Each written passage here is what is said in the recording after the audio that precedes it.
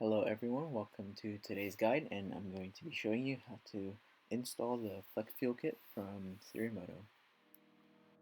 What I'm doing here is actually removing the black bezel from the gauge itself, and I'm going to be replacing it with the silver bezel because that's the one I want to run in my car.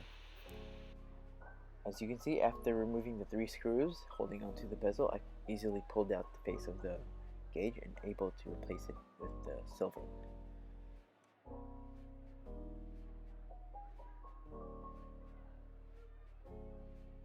So the first thing we're going to be doing is actually removing the battery.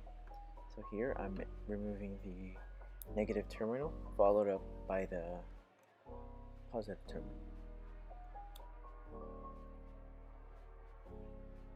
So once you're ready to pull out the battery, you can go ahead and start undoing your intake because removing it is going to be making everything a lot easier, especially if you have a setup like mine where you have the RBC manifold and you have the cold air intake pipe in the way.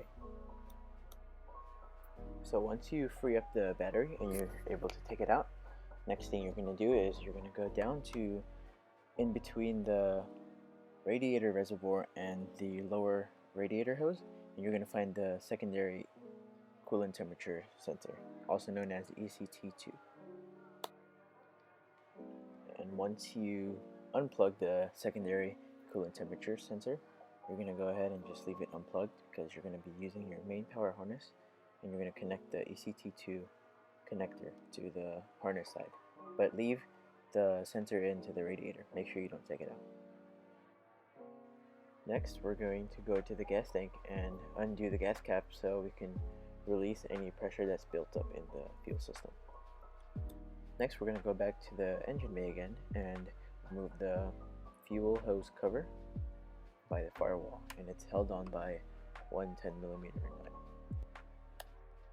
There you're going to find one end of the fuel hose, and you're going to pry the white retaining clip and just pry it upwards. Just make sure you don't drop it into your engine bay.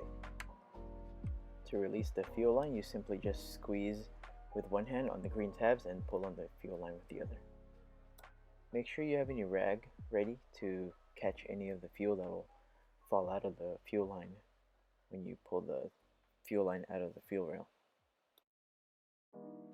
Next, you're going to get the ethanol content sensor, and you're going to zip tie the bracket along its body to secure it.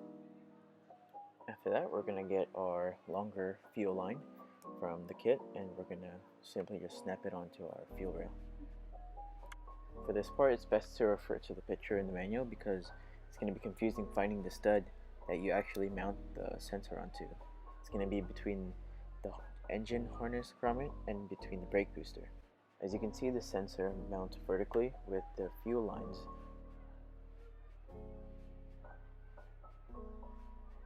Also notice that the shorter hose connects to the firewall where the fuel comes out of the fuel tank.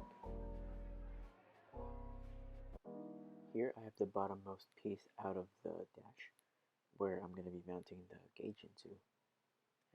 You start by loosely assembling the gauge cup mounts.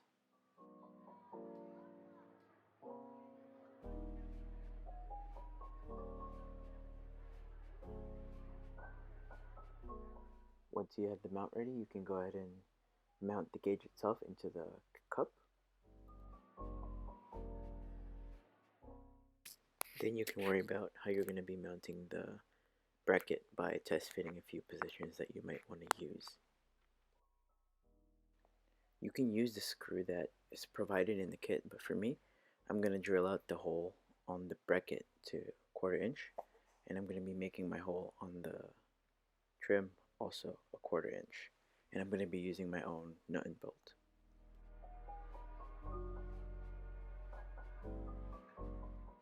And then once you're ready, you can go ahead and put the trim back into your car and make final adjustments before making your connections.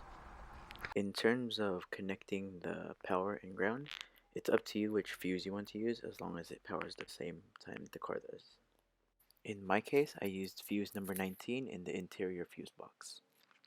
Then when you're ready and you know everything is installed correctly, you can go ahead and assemble your car back together and get ready for startup.